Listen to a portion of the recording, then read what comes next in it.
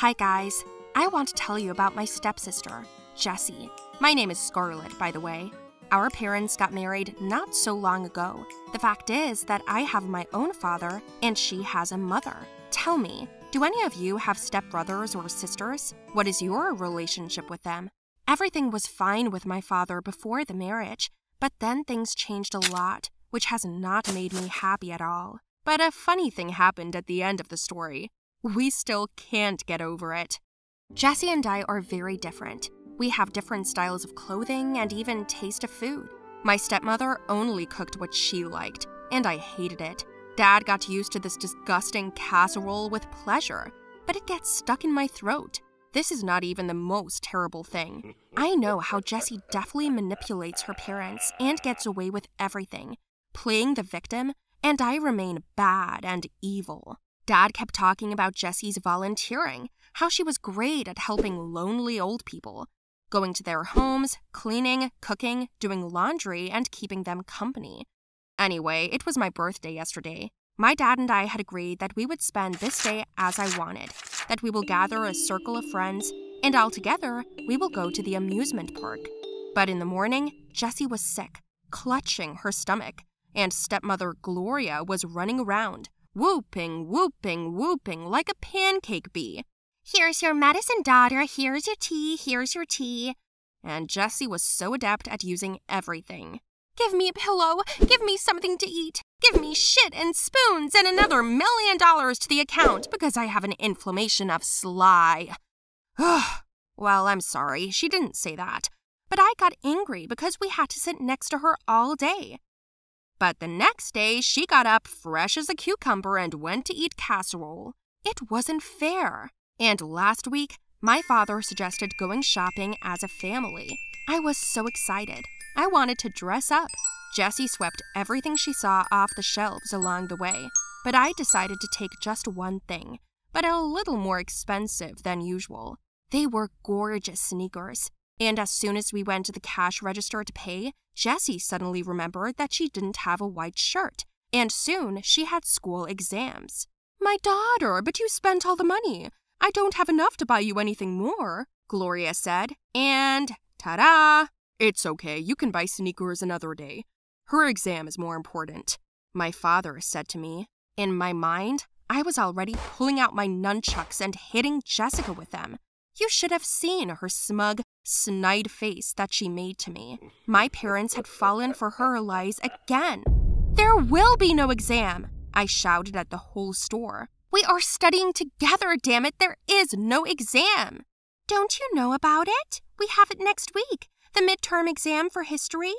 Aren't you ready yet? And I've already memorized almost everything." "You're a good girl, baby." "Scarlett, haven't you prepared yet? But how so? Jessie's already learned everything, and you didn't even know about the exam." "There isn't an exam. She's lying. This is for you to buy her a shirt. Just look at this shirt with such a cutout on the chest. It isn't even allowed in the classroom. Jessica decided to hang out at the club. That's all. Dad, I need my sneakers." "What is this behavior? Jessie, I'm sorry. Scarlett didn't mean to offend you." "Scarlett doesn't care. Scarlett just wants her sneakers." "No shoes, okay? Until you apologize to Jessie." "What? No way." "Girls, don't fight." "Who's fighting? Are you really that blind? She's manipulating you and you're acting like children." "You're grounded. No running shoes, and I'm taking your tablet away from you." "What? You know what? Fuck everything." I ran away from the mall and ran to the corner to sit and think. I saw my parents say goodbye to Jess and leave, and she stayed at the mall. I decided to follow her. I was furious that she was so perfect and took advantage of it. Surely she must have had a skeleton in her closet. Just as I was thinking about it, Jess took out a cigarette and lit it. So is this who steals my father's cigarettes? She was talking to someone on the phone, and then she went into the shopping center. I followed her, and she went down to the ground floor and went through a small door. While a car pulled out of the parking lot and distracted her, I managed to slip inside and hide behind the door. Jess came back a minute later, walked forward, greeted someone, and the room was creepy. It stank. Other girls were sitting at a large table. They all greeted each other. "Jess, how are you? Did everything work out yesterday?" "Why are you asking? Of course, yes." "Oh, shame on you, stealing from poor old people." "Well, just think. It's like having an old prosthesis in your mouth for a couple of years." Cynical stinker. Does she steal from old people? I asked myself, and while they didn't see me, I managed to escape home. As soon as I entered the house, I immediately told my father everything. Gloria overheard this, and she denied that her daughter was capable of such a thing. But I couldn't believe my ears. "If you hadn't taken my tablet, I would have recorded it all," I yelled at my father. And then I persuaded them to come with me to the shopping center to show them this room. But as soon as we got there, the doors were not closed, they were open.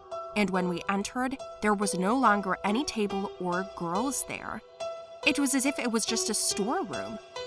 I was again punished for slander. Later, Jess came home, and she said that she was at a friend's house preparing for the exam. I was made a fool of again. That same night, I tried to steal my tablet back from my parents' bedroom and noticed a rustle in the yard. I crept out and saw Gloria talking to Jess. They were arguing about something. "A little more and you would have been caught." "But nothing happened, Mom. Calm down." "You should be more careful. What if I hadn't called?" "But nothing happened, right? You need to calm down. Let's go to bed." Then I realized that they were in cahoots. I had to wake up my father. Then Gloria came in. "What are you doing here, honey?" she asked. "Nothing. I wanted to take my tablet. I needed it." "Go to bed. Tomorrow I'll get your dad to give it back to you so he won't get angrier, okay?" I went to my room and stayed up all night. The next morning, while Jess and Gloria were away somewhere, I told my father about what had happened. And he, of course, did not believe it and got angry. "Are you jealous of Jessie? Listen, we are a new family and you will have to accept it." "Why don't you believe me? I'm telling you, Jess is a thief and she's manipulating you just like Gloria. Have you ever checked her documents?" "Why?" "Because she's been living in our house for 6 months and you don't even know who her family is." "It's enough for me that we live together. Why can't you just be happy for me?" "I want to, Dad, but I'm telling you the truth right now. There's something wrong here." "That's it. The topic is closed. They're coming home now. Let's go have breakfast. I'm tired of arguing with you." After breakfast, Jess and Gloria came back, and Dad's wife asked us to go grocery shopping. "We're having guests over. Hurry up. I invited the neighbors to tea. It's a great day for a barbecue," she said. My dad and I came back from the store a couple of hours later. The shopping list was up to the ceiling. But when we crossed the threshold of the house, our bags fell out of our hands. The house was completely emptied. Not even any furniture was left. "Well, what did I tell you? They are scammers." "This can't be happening." He started calling his wife, but she didn't answer. We checked our accounts and the case with the money. There was nothing left, just bare walls. We ran to the police to write a statement, and there we were told that in fact, the woman's name is Patricia and her daughter Kimberly Mack. These two swindlers have long been wanted. "A woman builds trust, gets married, and then completely cleans the house as soon as she learns all the passwords from the accounts. The daughter steals from lonely old people. They have been working for many years, and they have a whole group of people to help them. The system is set up. Everything is clear." I can't believe it. They often change their appearances, hairstyles, style, and even the type of conversation. You are not the first victims in their professional actings. "Damn, I knew it. What should we do now?" "Wait for us to find them. But to be honest, I don't think it will happen soon. Be glad that you at least have a home left.